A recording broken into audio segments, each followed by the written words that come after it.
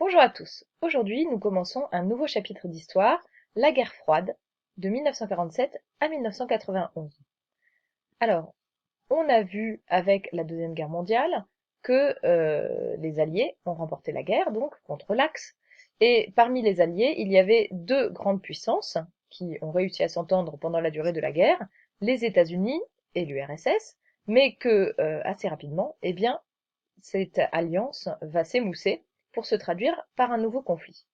Alors, je vous avais demandé tout d'abord de visionner une vidéo qui donnait une explication très brève sur ce que c'est que la guerre froide. Et on vous expliquait dans cette vidéo que dans une guerre, en général, donc il y a des conflits armés, comme on le voit ici, et ce qui change, ce qui distingue la guerre froide des autres guerres, eh bien, c'est une guerre sans conflit armé direct entre les deux protagonistes. C'est-à-dire que les deux grandes puissances s'opposent, mais sans se battre entre elles de façon directe. On vous expliquait ensuite que ces deux grandes puissances disposent d'une arme très particulière, et cette arme, c'est évidemment la bombe atomique. La bombe atomique, qui a été utilisée d'abord par les Américains à Hiroshima et Nagasaki en 1945, mais très rapidement, en fait, les Soviétiques vont aboutir dans leurs recherches et trouver eux aussi la formule de la bombe atomique, et donc chaque grande puissance devient équipée de cette bombe. Et cette bombe, comme vous le savez, hein, elle est capable de détruire une ville entière en une seule frappe. Et à partir du moment eh bien, où chaque pays en est doté, le risque est extrêmement grand. C'est-à-dire que si on attaque un pays, son ennemi direct avec toute sa puissance d'armement, on risque d'avoir une réplique qui est à la même hauteur et on risque d'avoir des destructions massives. Et dans le monde de l'après-deuxième guerre mondiale, aucun des deux protagonistes ne le veut. Donc ces armes de la bombe atomique vont devenir ce qu'on appelle des armes de dissuasion. C'est-à-dire que ce sont des armes qui servent en fait à convaincre son ennemi de ne surtout pas attaquer. Alors du coup, comment est-ce qu'ils vont s'affronter dans cette guerre? C'était la troisième question.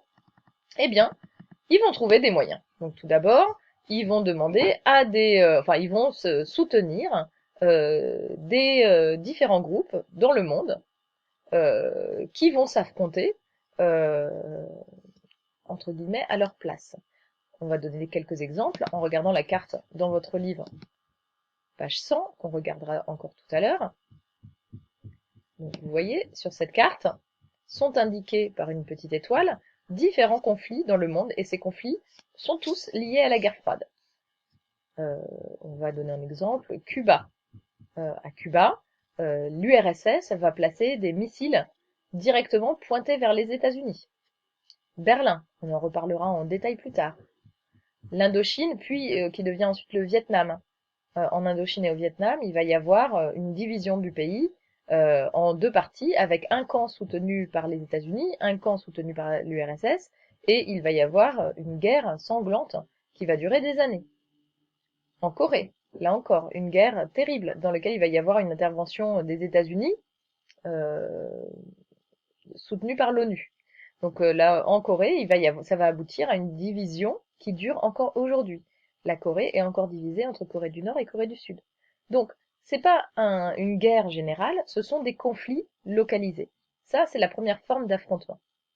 Et il y a aussi une autre forme d'affrontement qui était évoquée dans la vidéo. Eh bien, c'est tous les moyens possibles pour montrer que son pays est le meilleur. Donc c'est la concurrence technologique, la course à la conquête spatiale. Hein. À cette époque-là, eh bien, les États-Unis et l'URSS n'arrêtent pas de franchir des pas et de parvenir à envoyer un homme dans l'espace, puis d'aller marcher sur la Lune pour les Américains, envoyer un satellite en orbite, etc., etc. Et il va y aussi y avoir évidemment de l'espionnage, ce qui est indiqué là par ce petit dessin, et aussi également la course aux armements, c'est-à-dire que euh, on veut toujours montrer à l'autre qu'on est le plus fort pour le dissuader d'attaquer et pour maintenir donc son statut de grande puissance mondiale. Voilà donc pour le premier groupe de questions. Alors ensuite, vous aviez des questions sur deux textes, deux doctrines, la doctrine Truman et la doctrine Jdanov.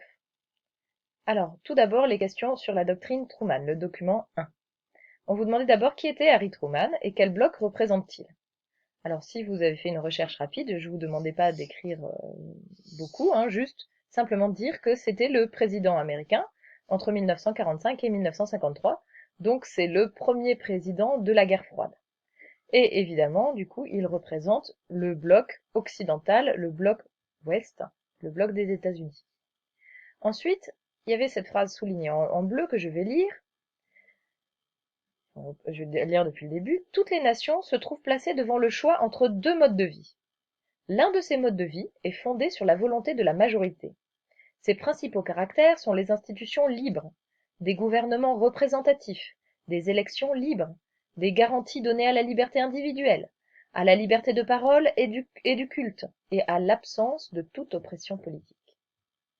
Alors, cette description d'un mode de vie, à quoi fait-il allusion? Eh bien, tout simplement à la démocratie libérale, c'est-à-dire un mode de vie dans lequel la volonté de la majorité est respectée, c'est-à-dire le peuple élit ses représentants, les institutions sont libres, les gouvernements représentatifs, donc élus, garantie donnée à la liberté individuelle, liberté de parole, de culte, absence de toute oppression politique. Ça veut dire que ce système défend les droits de l'homme. Et dans l'ensemble, on peut dire que ça correspond au mode de vie représenté par les Américains. Les Américains sont effectivement une démocratie libérale, ont des élections libres, et les libertés sont dans l'ensemble respectées aux États-Unis, même si au début de la guerre froide, on verra que la liberté de parole n'est pas tout à fait respectée, parce qu'il va y avoir une répression de tout Américain qui serait proche des opinions communistes. Donc en réalité, la liberté de parole n'est pas totale à cette époque de la guerre froide. Et au nom de la guerre froide, on va s'en prendre à plusieurs militants communistes, en disant que ce sont des espions. Donc il va y avoir toute une période aux États-Unis comme ça. Mais dans l'ensemble, oui, on peut dire que les États-Unis sont bien un pays qui respecte les libertés, en tout cas beaucoup plus que l'URSS, ça c'est sûr. Deuxième phrase soulignée, la volonté d'une minorité imposée à la majorité. Il s'appuie sur la terreur et l'oppression, sur une radio et une presse contrôlée, sur des élections dirigées et sur la suppression de la liberté personnelle. Alors évidemment, ce système fait allusion à l'URSS. La minorité qui impose sa volonté à la majorité, c'est le Parti communiste qui dirige sans jamais consulter le peuple. La terreur et l'oppression, c'est évidemment tous les systèmes pour surveiller la population, la police politique, le goulag, la radio et la presse contrôlée, évidemment, ça fait allusion à la censure, et de fait, il n'y a aucune information qui paraît en URSS sans qu'elle ait été contrôlée. Les élections sont dirigées, évidemment, et suppression de la liberté personnelle. Vous avez vu, quand vous avez vu Staline, à quel point les libertés étaient limitées, voire absentes, en URSS.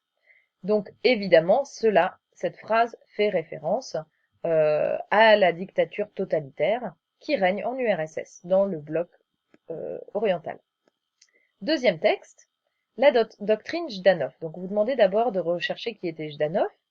Donc vous avez dû trouver que c'était un homme politique soviétique, qu'il avait exercé un rôle important comme dirigeant de l'Union soviétique à partir de 1947, et qu'il était donc au bureau politique.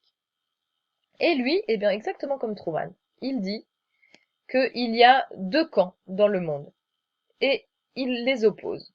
Alors évidemment, la description ne correspond pas à la description que donne Truman. Donc dans la phrase en violet, de quoi est-ce qu'il accuse les Américains? Alors il dit, les Américains déjà, il dit c'est le camp impérialiste et antidémocratique qui a pour but l'établissement de la domination mondiale de l'impérialisme américain et l'écrasement de la démocratie. Qu'est-ce que ça veut dire ça? Quand il dit que les Américains sont impérialistes, en fait il accuse les Américains de vouloir constituer un empire, comme les empires coloniaux qui ont conquis des pays à travers le monde. Il dit que en aidant les différents pays dans le monde, et souvent en les aidant économiquement, eh bien les Américains, ce qu'ils veulent, c'est se créer un empire, des pays qui leur seront soumis et qui leur obéiront.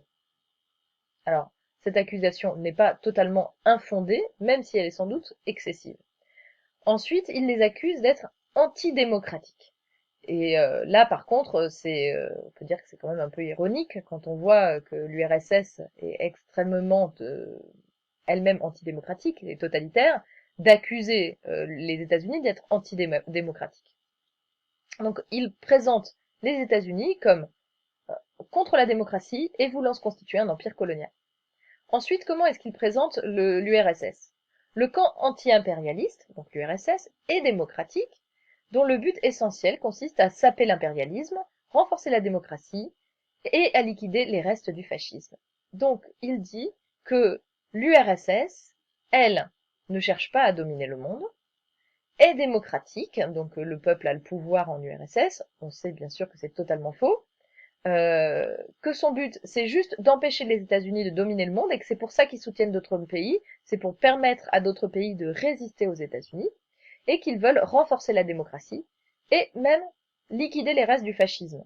Alors, ça peut paraître un petit peu étonnant vu que le fascisme, normalement, déjà été vaincu pendant la Deuxième Guerre mondiale, mais en fait, il va y avoir l'idée du fascisme va ressurgir sans cesse dans le discours communiste. Ils ne cessent d'accuser les États-Unis d'être les nouveaux fascistes. Ils disent les États-Unis sont équivalents au fascisme. Et c'est pour cette raison que l'URSS lutte contre les États-Unis. Donc, on voit que chacun présente une vision du monde qui est en fait diamétralement imposée. Chaque camp dit qu'il est le camp du bien, tout simplement, et l'autre camp, c'est le camp du mal. Et évidemment, ça répond à la question 3, quelle arme est utilisée ici par les deux dirigeants? C'est évidemment l'arme de la propagande, largement utilisée pendant la guerre froide. On en arrive aux questions sur la carte page 100. Donc je vais vous demander qui sont les alliés, où se situent, dans quelle partie du monde se situent les alliés des États-Unis et du bloc occidental. Alors, je vais les afficher. Donc on voit d'abord qu'ils ont des alliés qui sont indiqués ici en bleu clair, le Canada et l'Europe de l'Ouest essentiellement, auquel il faut ajouter la Turquie. Donc ces pays forment une alliance qui s'appelle l'OTAN, l'Organisation du traité de l'Atlantique Nord. C'est un traité d'assistance mutuelle en cas d'attaque. En 1947, ces pays s'allient et à partir de cette date, si on attaque un pays de l'OTAN, eh bien on attaque les États-Unis et les États-Unis vont riposter. Donc c'est extrêmement dissuasif. On sait que que ces pays s'entraident et se protègent entre eux. Ils ont aussi d'autres alliés, essentiellement en Amérique, en Océanie et dans les pays nouvellement décolonisés d'Afrique. Donc vous voyez que la plupart des pays du monde prennent position soit pour un groupe, soit pour un autre. Voyons maintenant le bloc communiste. Le bloc communiste est constitué de l'URSS et des pays d'Europe de l'Est qui passent sous la coupe de l'URSS. C'est censé être des alliés, mais en réalité ils n'ont aucune indépendance. Ils ont également un grand allié en Asie, c'est la Chine, qui elle par contre est indépendante. Et on retrouve aussi en Afrique, vous voyez, plusieurs pays alliés de l'URSS, toujours du nouveau décolonisé. Alors, je vous demandais aussi comment s'appelait la ligne qui sépare l'Europe de l'Est de l'Europe de l'Ouest. C'est le rideau de fer. Alors, ce rideau de fer, c'est l'image d'un rideau comme un rideau de magasin qui se ferme. Et de fait, c'est une ligne qui va très rapidement devenir infranchissable. Alors, elle est particulièrement infranchissable pour les habitants de l'URSS. Les habitants de l'URSS n'ont pas la liberté de circulation, ils se retrouvent prisonniers de leur territoire, ils n'ont pas le droit d'aller à l'Ouest.